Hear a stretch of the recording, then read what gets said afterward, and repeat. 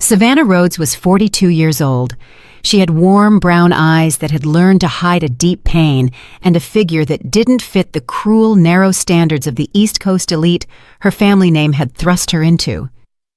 As a black woman from an old money family, she was a striking presence, not for her wealth, but for her quiet elegance and the way she looked at people as if everyone had a story worth hearing.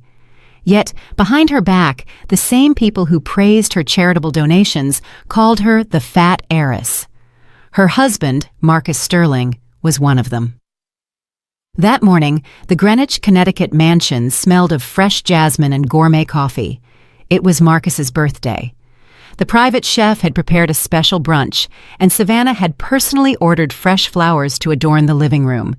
She had carefully chosen a high-end Rolex watch she knew he craved, not for the time it told, but for the designer name that would sparkle on his wrist in campaign photos. Marcus, 7 years her junior, was an aspiring politician, charismatic in public and cold in private. His gaze was that of a hunter, always calculating his next move. They had been married for a decade. No children, no scandals, no love. Sometimes Savannah wondered if the love had ever been real, or if she had simply imagined it, like dreaming of a beachfront house that never gets built. At 10:16 in the morning, she came down the grand staircase holding an envelope. It was a certificate for a $100,000 donation in Marcus's name to a National Children's Foundation. She thought it would make him smile. He loved looking generous. Even more, he loved seeing his image strengthened on social media. The dining room was empty, but she heard voices in the adjacent parlor.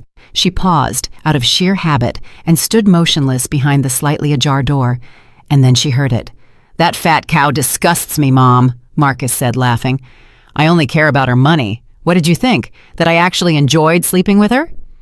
Savannah stopped breathing. Evelyn Sterling, her mother-in-law, showed no surprise. Her voice responded as if confirming something obvious. "At least pretend, Marcus.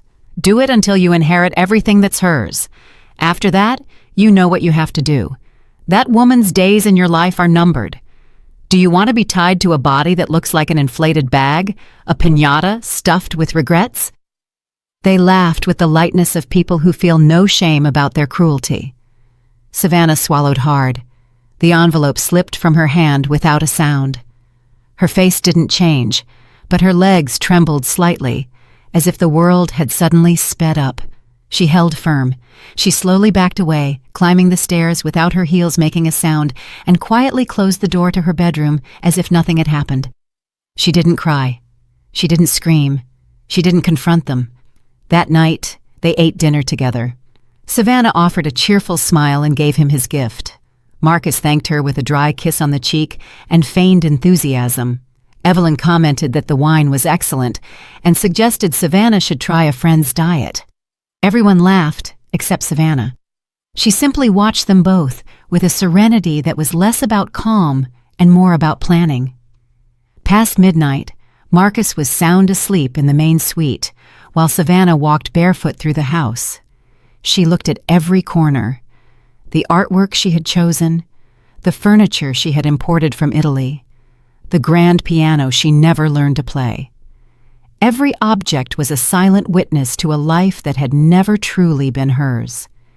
It was a museum built to fit a mold that had been suffocating her for years. In the study, she pulled out a sheet of paper and wrote in a steady hand, "Thanks for showing your true colors." She signed it without a name. She folded the note, then opened her laptop. In less than an hour, she contacted a discreet real estate broker and a foreign buyer, and transferred the bulk of her fortune to a new account in Switzerland under a different identity. Having spent years managing her family's wealth, she knew exactly how to move money without leaving a trace. By 5 in the morning, the mansion was behind her. No servants saw her leave. She carried only a backpack, a long coat, her passport, and a photo of herself at 18 when she dreamed of traveling the world, before the Sterling name turned her into a trophy wife. 2 hours later, Marcus woke up. He called out for his wife, confused by her absence. He checked the kitchen, the garden, the bathrooms. He found her only as a piece of paper on the pillow. "Thanks for showing your true colors." He crumpled the note, not understanding. He didn't even suspect she had heard the conversation. He figured it was a tantrum, a stupid impulse, emotional nonsense. He called her cell phone. It was off. He sent texts. No reply. He called his mother. "Where is Savannah? Why are you asking me?" "She left. She just left a note. Thanks for showing your true colors." What the hell does that mean? Evelyn felt a shiver run through her for the first time. That same day, Marcus discovered the house had been sold. The buyer had wired the money directly to the Swiss account. He had no access. Legally, everything belonged to Savannah, even his suits. What Marcus didn't know was that the media was about to explode. The bank involved in the transfer had inadvertently leaked a statement to a finance reporter who had been investigating Marcus for corruption. It was only a matter of days before the scandal hit national television. Savannah, meanwhile, was sitting on a city bus heading to the South Shore neighborhood of Chicago, a place where nobody would recognize her. She looked out the window, her eyes calm and her mouth set in a straight line. She carried her old photo in the inside pocket of her coat like an amulet. And for the first time in years, she breathed without effort. She had no fixed plan or destination, only one purpose: to start over from a place where she was worth nothing, to discover how much she was truly worth. On the evening news, the anchor announced, "The wife of rising political figure Marcus Sterling has disappeared. There are rumors she sold their mansion and emptied her accounts. Some say kidnapping, others say it's a marital scandal."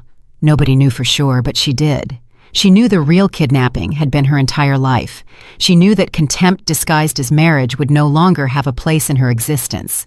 And she also knew that soon the world would meet a woman who had been called a lucky fat girl, but who is now determined to prove there is nothing more powerful than a woman who no longer needs anyone else to lift herself up.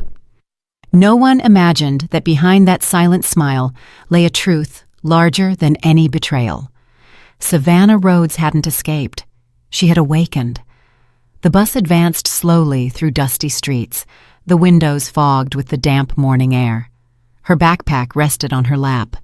Inside, there were no jewels, no designer clothes, no expensive perfumes, only documents, some cash, a notebook filled with phrases she wrote when her chest couldn't contain the tears, and that faded photograph of her youth.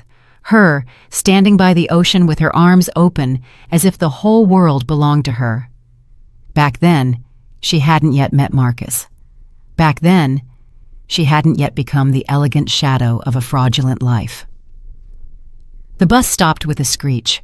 The driver turned his head without interest and said in a rough voice, "South Shore, last stop." Savannah stood up. No one looked at her. No one recognized the woman who, just 2 days ago, graced the covers of fashion magazines and charity event spreads. In this world, she was invisible, and for the first time, it gave her a sense of relief. South Shore wasn't a poor neighborhood. It was a wounded one. The cracked facades seemed to tell stories of fierce winters, broken promises, and hopes that survived like weeds between the stones. Children played barefoot in puddles of dirty water. Women swept sidewalks while carrying babies on their hips. A man sold BBQ ribs from a food truck on the corner, an old radio spitting out timeless, soulful R&B. Savannah walked the streets, observing every detail with a mix of fear and fascination. A taped-up notice on a house gate caught her attention. Room for rent. Shared bath. No questions asked. She knocked on the door. A woman in her 60s with weathered skin and small, distrustful eyes came out. "Looking for something?" "I saw the sign. I'm looking for a place to stay for a while. I can pay up front." The woman scanned her from head to toe. Something about her didn't fit. Too much poise, skin too well cared for in this environment. "Name?" Savannah hesitated for only a fraction of a second. "Maya Solar." "That's an odd name. Come in. The room's free, but I don't give refunds, and I don't like trouble." "You won't have any."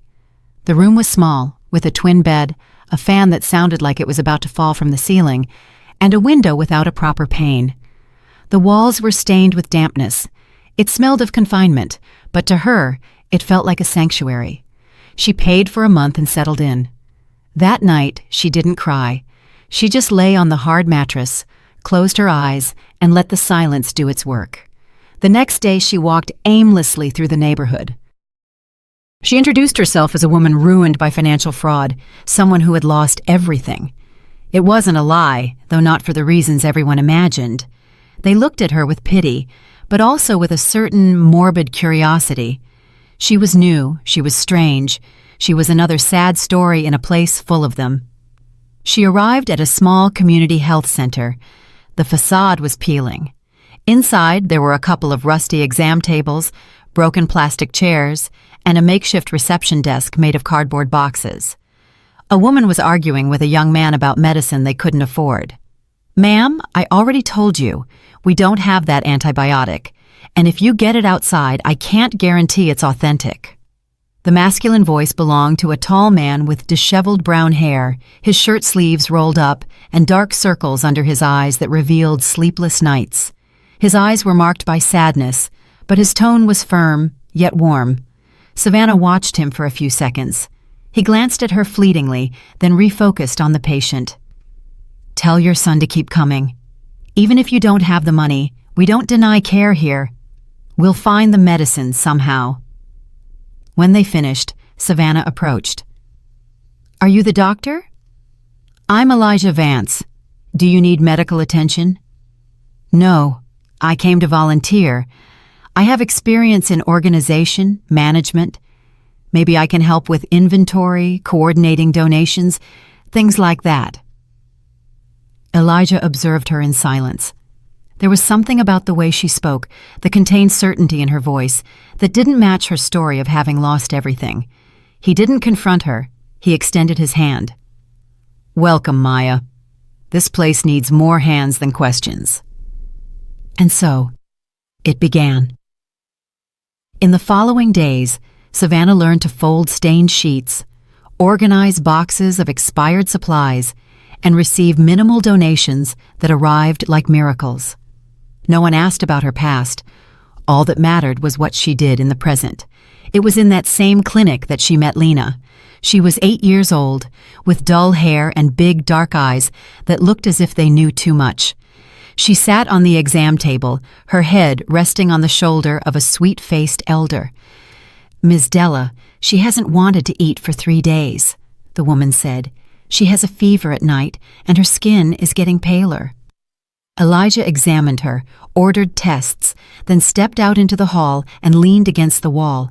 His face was tense. "What is it?" Savannah asked. "I suspect leukemia, but we need the labs, and that costs money." Savannah looked through the window. Lena was playing with a doll missing an arm, murmuring words softly as if telling it secrets. Miss Della approached Savannah when Elijah left. "You're not from around here. Pardon me, but your hands are clean, your nails are neat, your back is straight. Life here tends to hunch us over." Savannah didn't reply. "Don't worry. I had my secrets when I was young too. I'm not judging you. I'm just saying that when a woman is hiding something, she has to choose very carefully who she lets look at her, because some eyes are only looking for flesh and others are looking for a soul. Elijah is the second kind." Savannah nodded, a lump in her throat. 2 weeks passed. Savannah became a part of the place, not for what she knew, but for what she offered. Time, listening, commitment. She took care of cleaning, assisting, and carrying boxes. At night, she wrote in her notebook, one sentence repeated again and again, "I never had time for the poor until I became one of them."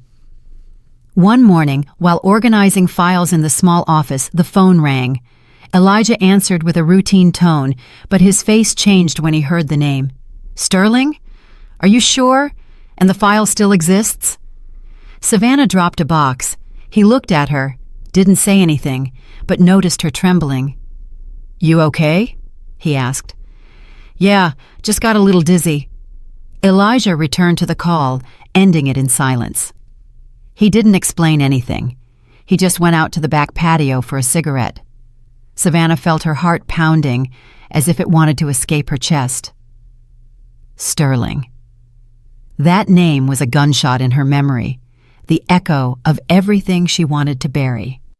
Later, she saw him sitting alone. She approached. "Can I ask what that call was about?" Elijah hesitated. "It's about a patient from the past.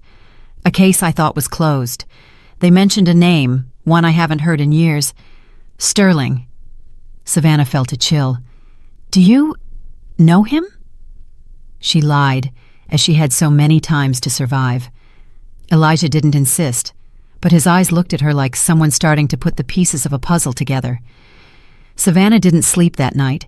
She sat on her mattress, the backpack open, the photograph in her hand, and the notebook full of phrases that weighed heavier and heavier.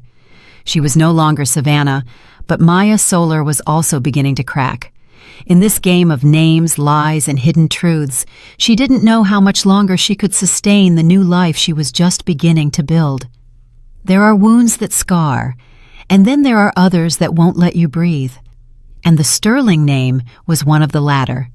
The question wasn't if Marcus would find her. The question was whether, when he did, she would be strong enough to face him, or if she would fall back into the invisible prison she had fought so hard to escape. Savannah looked at herself in the cracked mirror of the shared bathroom as she washed her face. The water was murky and cold, and the dirty tiles reflected an image of herself she didn't fully recognize yet.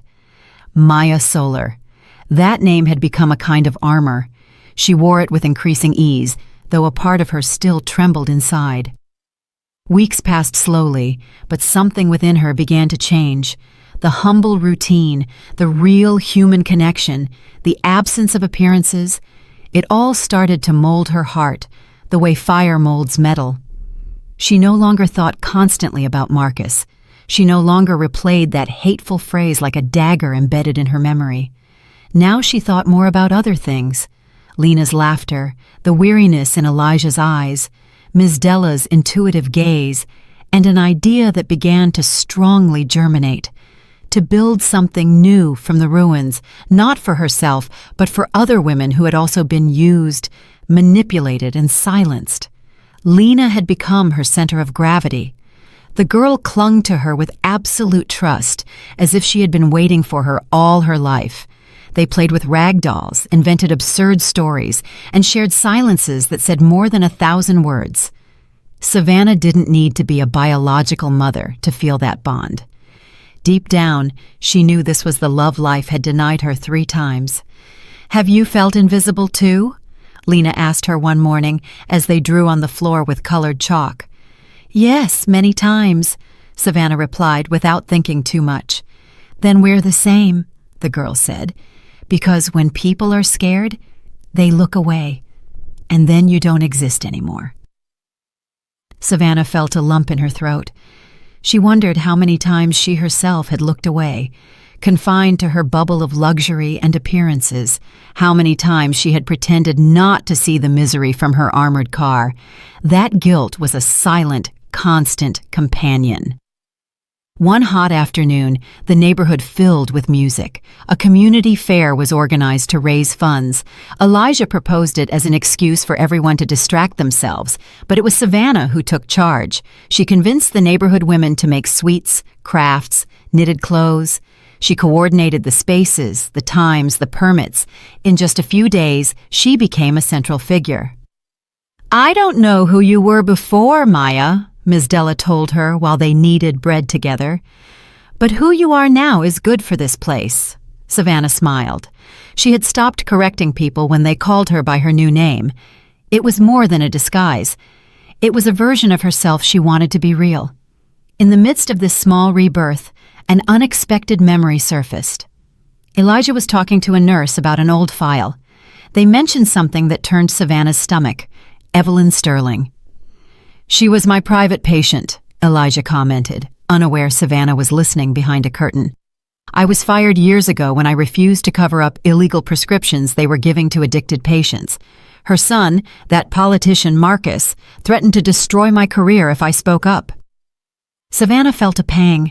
Her story and Elijah's had been connected long before they met. The same last name, the same corruption. The circle was closing without them knowing it, or perhaps fate was crueler than she imagined. That night, as the fair ended, Savannah climbed onto the roof of the building where she lived. She looked at the starry sky, and for the first time since she had fled, she allowed the tears to flow. It wasn't sadness, it was a bitter mix of gratitude and pain. She was alive, she was free, but there were still shadows she couldn't erase. Miles away, Marcus Sterling threw his glass of scotch against his office wall. The crystal shattered without anyone daring to look up. His political campaign was collapsing. Some donors were abandoning him. The media was beginning to suspect. Reporters were on the trail of the suspicious sale of the mansion. Savannah's disappearance had become a full-blown scandal. "Find her," he ordered the private investigator he had hired. "I don't care how. I need her back before this sinks me." The man, an ex-military type with a tired dog face, nodded emotionlessly. He already had some leads: bank movements, phone connections, blurry security camera images. It was only a matter of time. Meanwhile, Savannah visited an old abandoned warehouse on the outskirts of the neighborhood. No one watched her. No one suspected she had secretly bought the place using a new identity. Her plan was clear: transform it into a foundation for women who were victims of abuse, a real shelter with counselors, food, housing, and legal aid, a place where others like her could start over without having to lie about their names. She wrote everything down in a thick-leaved notebook: needs, suppliers, funding ideas. Elijah helped her without asking too many questions. He no longer looked at her with suspicion, but with something closer to admiration, although an unmistakable melancholy still beat in his eyes. "I lost my wife to misdiagnosed pneumonia," he confessed to her one night. "Private care killed her. Expensive hospitals make mistakes too. They just cover them up better." Savannah listened without speaking. She knew that, in a way, he too had been broken by a rotten system. At the fair, Lena was selling handmade string bracelets. Her smile was brighter than any street lamp. She ran between the stalls with energy. Ms. Della watched her with tired but happy eyes. Everything seemed to be flowing until the unexpected happened. Lena suddenly collapsed. Her body trembled briefly before going still. A pool of blood emerged from her nose. The silence was immediate. Elijah ran to her, lifted her in his arms, and shouted orders. Savannah followed, barely feeling her legs. At the clinic, they connected an IV, took samples, and applied oxygen. The diagnosis arrived with the force of a bucket of ice water. "The leukemia has progressed," Elijah said, his voice broken. "And we don't have what we need to treat her here." Savannah clenched her fists. There was no way she would stand by. Not now. Not with this girl who had given her back her soul. That night, while Lena slept with a fever, Savannah opened her backpack and checked her last reserve, a single piece of jewelry she had hidden with extreme care, the only one she hadn't sold or left behind. It was her grandmother's ring, with a sapphire that was worth more than the entire neighborhood. She clasped it in her fist and walked to the city. The next morning she returned with a sealed envelope and a check sufficient to begin the treatment. No one asked how she got it. No one had the right. But Elijah looked at her with new eyes. They weren't eyes of suspicion. They were eyes of certainty. "You didn't come here to hide," he told her. "You came here to rebuild yourself. And you know what? You're doing it, even if you're still breathing through lies." Savannah looked down. For the first time, she wanted to tell him the truth, tell him her real name, her story, everything, but she didn't, not yet. Lena, from her bed, smiled at her with dry lips. "Don't leave me." "Never," Savannah replied, taking her hand. The clock kept ticking. Marcus kept searching, but Savannah was no longer the woman who stayed quiet when she heard she disgusted him. Now she was a woman who fought, even if fear still breathed behind every smile, because lies, when sustained for too long, begin to take on a life of their own, and hers were breathing. The question was how much longer she could keep them under control, because when a lie learns to breathe, it can also learn to kill.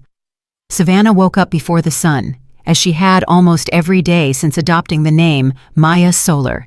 The fan whirred with a constant noise, and the damp walls of the room seemed grayer than ever. She squeezed her eyelids shut before opening her eyes completely. She wanted to avoid, for a moment, the reality that weighed like a tombstone on her chest. Lena was still hospitalized, connected to medications that could barely control the advance of her leukemia. Every minute was a struggle. Every smile from the girl was a shield against despair. And despite having secured the initial funds by selling that hidden jewel, she knew it wouldn't be enough. The treatment would be long, brutal, and costly. Not just in money, but in soul. At the clinic, Elijah watched her more closely. Her movements, her silences, her meticulous way of avoiding talking about herself. It wasn't just admiration he felt for her anymore. There was something more unsettling, an intuition, as if he were walking on a map he already knew, but with the names erased. He was beginning to suspect that the story she told was a shortened, controlled, and glossed-over version. Something inside him said there was more, much more, beneath that sad calm. That morning, while reviewing the medicine inventory in the small makeshift pharmacy, Elijah dropped a comment that wasn't accidental. "Maya, did you ever live abroad? You have an accent, a neutral, educated one. It's not common here." She stopped, swallowed, and thought fast. "I studied for a few years in Europe, then worked in D.C. for a while. That's why I sometimes have that odd tone." Elijah nodded without saying anything, but the doubt in his eyes deepened. Hours later, Savannah visited the abandoned warehouse where she had begun planning the foundation. She sat in the dust on a broken box and pulled out her notebook. She wrote a single phrase: "Fear is a cage with open doors." She closed the notebook and took a deep breath. It was then that she heard footsteps behind her. She turned, and there was Miss Della, with a bag of bread in one hand and a sharp look on her face. "I looked for you at the clinic. Lena asked about you," she said without preamble. Savannah got up, dusting off her hands. "I just came to jot down a few things. I need to get this place running before everything collapses." The elder woman placed the bread on a box. "You're not running from fraud or economic ruin. I knew that from the first day. Not because of what you say, but because of what you keep silent. You don't run from love, dear. You only run from fear. And you, who do you fear?" The question floated in the air like thick smoke. Savannah wanted to answer, but she didn't have enough words for everything she carried inside. She only mumbled, her voice choked, "Myself." The elder woman nodded. She didn't need more. She left the bag of bread, tenderly stroked Savannah's shoulder, and left without saying goodbye.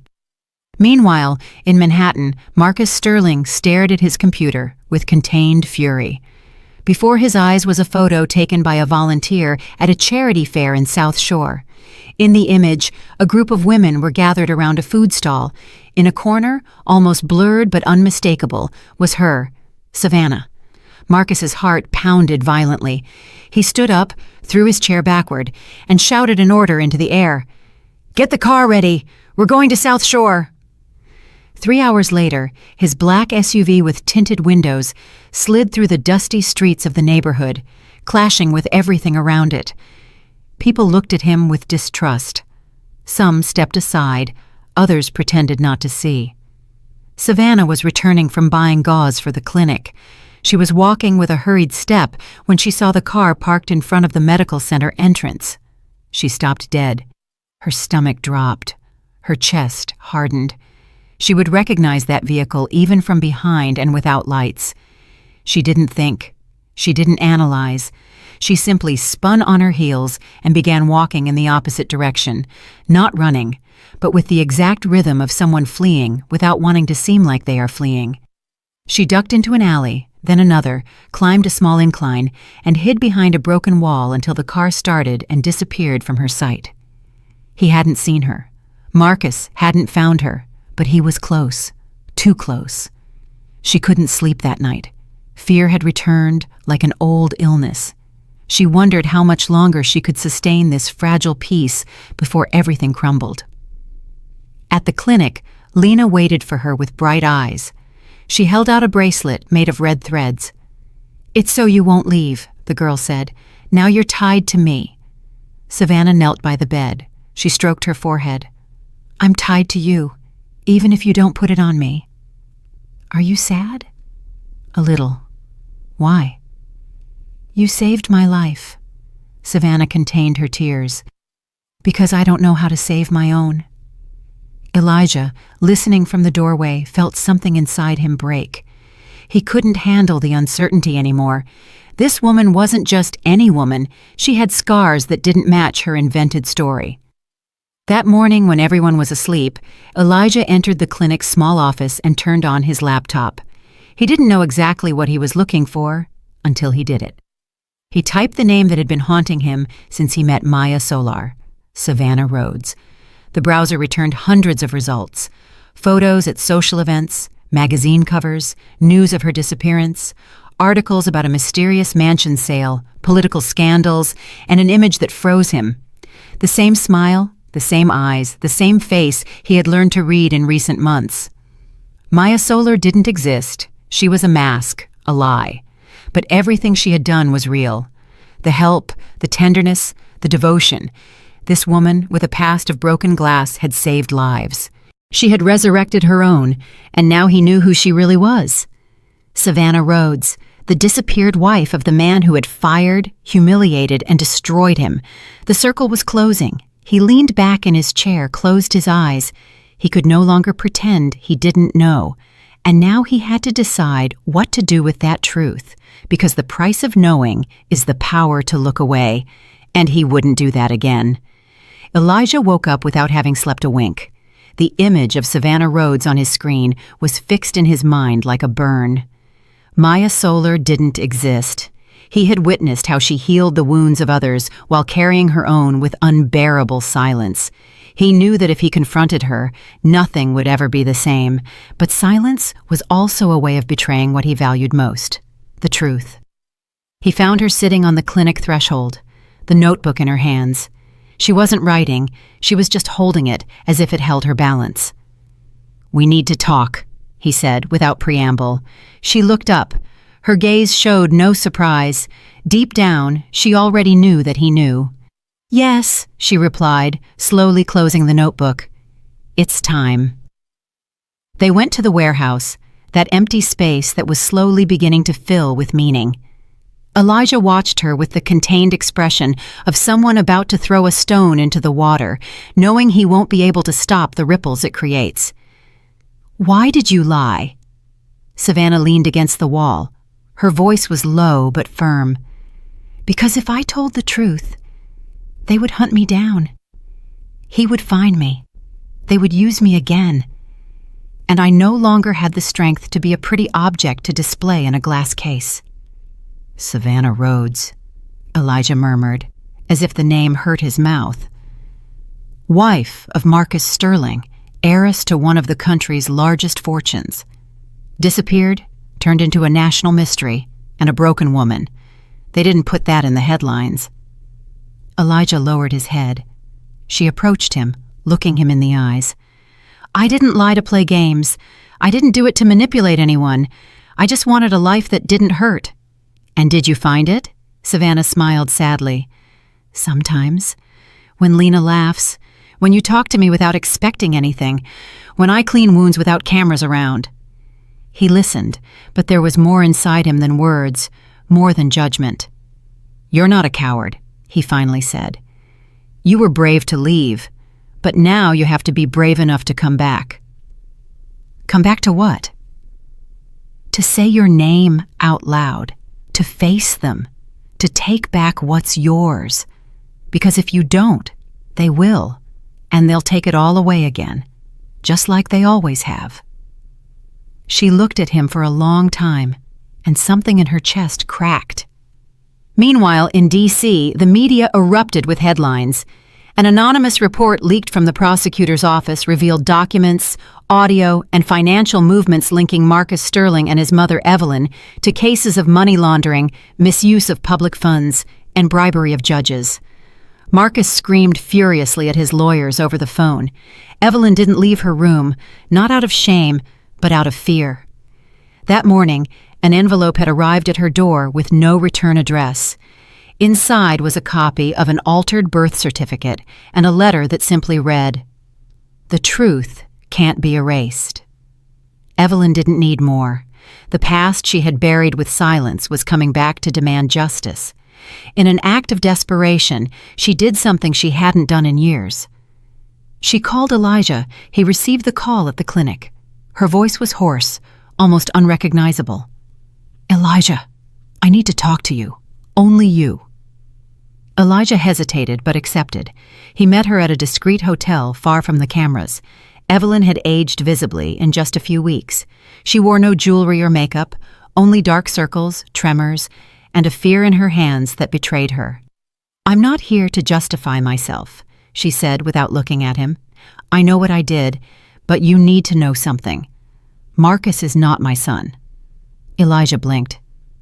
"What are you saying?" "My husband and I could never have children. I was assaulted by a man when I was 18. I hid it. I pretended to be the legitimate mother. I raised that child as if I didn't remember how he came into the world." Elijah felt the air grow dense. "And you never told him?" "Never. Until now, because he is becoming that man, and I can't allow it." There was a long silence. Then Evelyn pulled out a small box. Inside were photographs, documents, and a sealed envelope. "Lena, that girl, what is her mother's name?" "She died giving birth. She's not listed in official records." "Look closely. That girl could be her granddaughter. There are coincidences. I don't have certainty, but there are dates, details."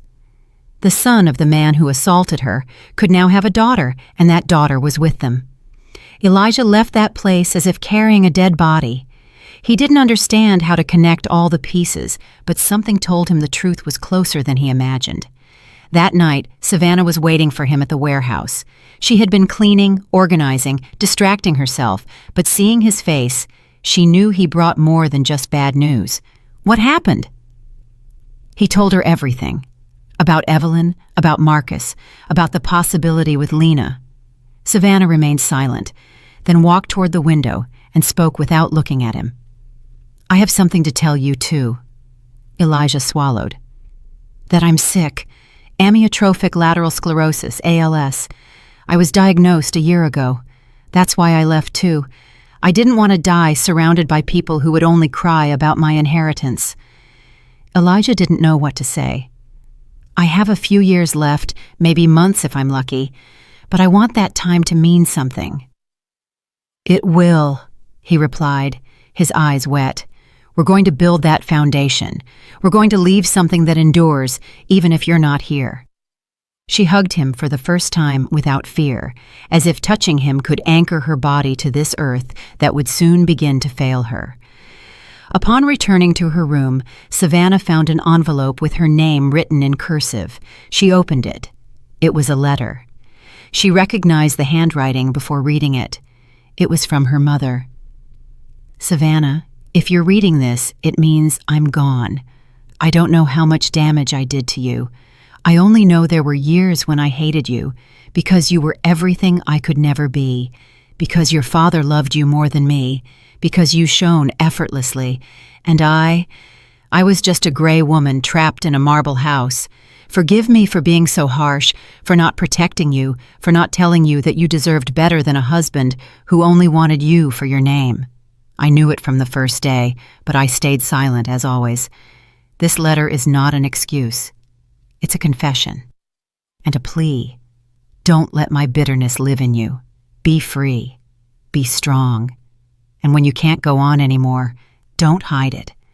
Allow yourself to be cared for, loved, supported, because even if you don't say it, you also deserve to be saved."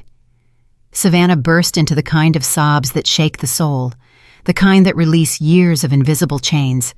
The foundation wasn't finished yet. Marcus was still searching for her. The diagnosis was still in her body. But that night, for the first time, she slept without fear.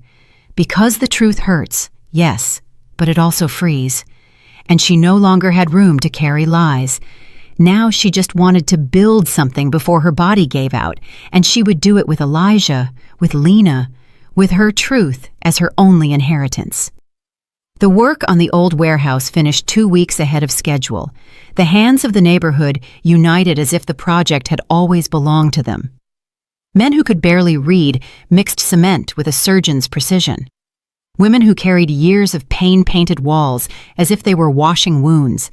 Every brick, every tile held a story. Stories that until then no one had wanted to hear. The Maya Solar Foundation opened its doors in a ceremony without press, without cameras, without empty speeches. Only those who mattered were there. Lena, her hair already thin from chemotherapy, carried the scissors to cut the ribbon. Elijah, his eyes misted, held Savannah's hand as she took a deep breath, as if each inhalation was an act of resistance against death. Savannah had completed the legal paperwork weeks earlier. All her remaining assets, accounts, investments, and shares had been transferred to the foundation's name. Not a single jewel, not one property remained under her own name. Everything that was once a symbol of oppression would now be a tool of salvation. Savannah walked slowly through the new building's corridors. The white walls, the murals painted by the neighborhood children, the empty consultation rooms waiting for patients, it all moved her deeply. This place wasn't just a structure. It was her legacy, her redemption. Days later, in the shadow of a hallway corner, Evelyn appeared. No one had seen her arrive. She was dressed simply, without makeup or rings. Her eyes were swollen, and her body was stooped, as if she had been dragging a guilt for years that was finally too heavy. Lena was asleep when Evelyn entered her room. She sat by the bed and clumsily stroked the girl's hand. She murmured words that seemed directed more at herself than at the girl. Then she left silently, but Savannah was waiting for her outside. "I knew you would come," she said. Evelyn looked down. "I didn't come to justify myself. I came to ask for your forgiveness, not for Marcus. He chose his path already. I came to ask forgiveness for myself, for being an accomplice, for staying silent." Savannah didn't speak for several seconds. "And you expect me to forgive you?" "No, just to listen to me." "Then speak." "I watched you fade away for years. You became something so perfect, it was impossible to see you. You were invisible, Savannah. Invisible, just as I was for my whole life. I was used, manipulated, forced to keep quiet too. And you were my mirror. That's why I hated you, because you reminded me of everything I didn't dare to do." Savannah stepped closer, not to hug her, but just to look her straight in the eye. "I hear you, but I don't forgive you for what you did to me. I forgive you for what you did to yourself." Evelyn released the tears she had held back for decades. On television, Marcus was news, no longer as a politician, but as a suspect. His image appeared among headlines of corruption, money laundering, and ties to influence peddling networks. He had been expelled from his party. His face no longer sold smiles, it sold scandal. And then, as a last resort, he appeared in front of the foundation. Savannah watched him from the second floor. She felt neither fear nor rage. She felt something colder, a sad compassion, like someone observing a person who is already lost. He waited for her in the courtyard. He held a briefcase and looked older than the years that had passed. "I didn't come to fight," he said as soon as he saw her. "I came to make a deal." "There are no deals with you," she replied calmly. "I have proof, documents. I could sink you with a public lie. I could say you stole, that you faked your disappearance to take everything. I already did. I took everything, but not the material things. I took back the dignity you lost years ago." She stepped closer, looking him in the eyes. "Do you really think this place is worth less than everything you had?" "No, I think this place is the only thing that is worth anything, because you can keep all the material things. What you will never have is peace." Marcus took a step back. The truth hit him harder than any threat. And tell your mother that I listened to her, and the girl doesn't need to know who her grandfather was. She already has enough love. She doesn't need yours." Before he could reply, Savannah reached into her purse and handed him an envelope. "If this is the last thing you will ever have from me." Marcus walked away without opening it. Later, in his empty apartment, he read it. "Power without love is hollow. Money without soul is death. You killed me many times when I was alive, but I resurrected, and you are still buried in your own ego. We are no longer enemies. We are nothing. Learn to be alone. Maybe then you'll start to find yourself." Elijah and Savannah shared a night together. It wasn't a night of passion, it was a night of truth. They slept in the same bed, listening to each other breathe, like two castaways clinging to each other in the middle of the ocean. "Are you scared?" he asked. "I have peace, which isn't the same as the absence of fear, but it's enough. I love you." She didn't respond with words. She took his hand and placed it on her chest. The next morning, Elijah went to get coffee. When he returned, he found her asleep, smiling, but she wasn't breathing. He walked over, touched her, and knew she was gone. He didn't scream or cry instantly. He just sat beside her and held her hand until the sun fully rose. On the table were envelopes with handwritten names, one for Elijah, one for Lena, one for Ms. Della, one for Evelyn. Elijah's note read, "Don't cry for what wasn't. Be thankful for what was. I leave the life I wanted for myself in your hands. Never let anyone doubt your light, because you made me shine even in the darkness." Lena's note read, "You taught me that a smile can heal more than medicine. Promise me you will write your story, because the world needs to know a little girl who defeated fear." The Maya Solar Foundation continued to stand. It grew, it healed, it embraced. And on one of its main walls, a mural with Savannah's smiling face reminded everyone that some women, though they may die, never truly leave. Because what changes the world isn't money, it's the truth and the love that is built from it. Elijah didn't know how long he stayed by her side. Maybe an hour, maybe 2. The world seemed to have stopped in that simple room where she, with her quiet body and her smile still present, had decided to go without dramatic goodbyes, without noise, without fear. She left as she had lived her last months, in silence, but leaving indelible footprints. There was no funeral in a marble cemetery, no mass with chandeliers, no fake speeches from politicians. Her body was cremated, as she requested, and her ashes were scattered in the garden of the Maya Solar Foundation, right where they planted a young almond tree that Lena promised to water every morning. The news of her death spread quickly through the neighborhood. Women wept at the gate, children fell silent, and Lena went days without speaking. Elijah walked on autopilot, but he didn't stop. Things had to continue, and he promised himself he wouldn't let her story be buried in that white room. It was Lena who discovered something more weeks later. In one of Savannah's desk drawers, she found a carefully bound manuscript, in the same clear, firm handwriting she used for notes at the clinic. The handwritten title read, "My husband said I disgusted him."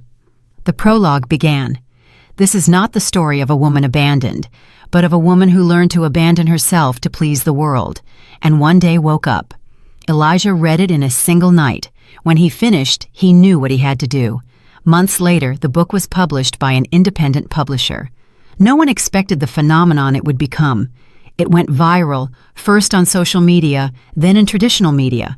Women bought it in silence, shared it with tears in their eyes, whispered about it at neighborhood meetings, and analyzed it in universities. Savannah's story wasn't just about a betrayed wife. It was about every woman who had ever felt less than enough. In interviews, Elijah appeared to talk about the Foundation's project. He never took a single cent for the book. All proceeds were dedicated to creating new Maya Solar Foundation locations in other regions. The idea was clear: no woman should have to disappear to live again. Lena was the one who named the second location. She called it the House of the Reborn. It was small, modest, but full of life. She herself painted a wall with the phrase Savannah left her in her letter. "Promise me you will write your story." And she did. Lena wrote. She published a children's book inspired by her experiences, where a little girl defeated the monster of gray days with a smile and a red bracelet. She was invited to book fairs. She gave interviews. She always spoke of Savannah as if she were still alive, and for her, she was. Elijah continued as the foundation's medical director. There were days when the weight of her absence fell upon him like a stone, but all he had to do was step into the garden and see the women laughing, the children running, the volunteers arriving with enthusiasm, to know that Savannah had won, that her love had not died, that her legacy was not ash, but a root. He wore a locket around his neck. Inside, a lock of hair she had given him before she died, along with a note. "When you doubt yourself, touch this. Here is the part of me that will never leave." He never opened it in public, only on solitary nights when the silence hurt. Evelyn also changed. No one believed it at first, not even her, but she did. She began visiting homes for vulnerable women. She became an anonymous volunteer at a center for abuse victims, and most unexpectedly, she donated all her properties, shares, and accounts to the Maya Solar Foundation. She disappeared from the public eye. No one ever heard from her again. Some say she went to a convent, others that she moved to another country. The truth is that her name ceased to be synonymous with power and became a silent shadow that no longer sought to control anything. Marcus, for his part, sank.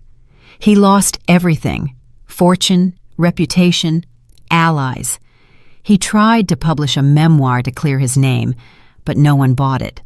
He faded into oblivion, as men who built empires only on lies do. Elijah once saw him at a city cafe alone, disheveled, with a lost look. He didn't approach. He didn't say anything. He just thought of what Savannah had written in that last letter. "We are no longer enemies. We are nothing." A year after her death, the foundation organized a special ceremony in her name. People came from different places. Women who had read her book, who had escaped violent homes, who had been rescued from trafficking, who had healed in silence thanks to her story. They spoke out loud, without shame, without fear. At the end of the event, a woman took the microphone and said, "I was invisible until I read her story. Savannah didn't die. She woke up in me and in many others." Elijah closed his eyes and smiled. As he left, Lena took his hand. "Do you think she sees us from up there?" "I have no doubt. She is in you, in me, in all of us. I dream about her sometimes. What does she say?" "To keep writing, that words heal too." And Lena wrote a lot.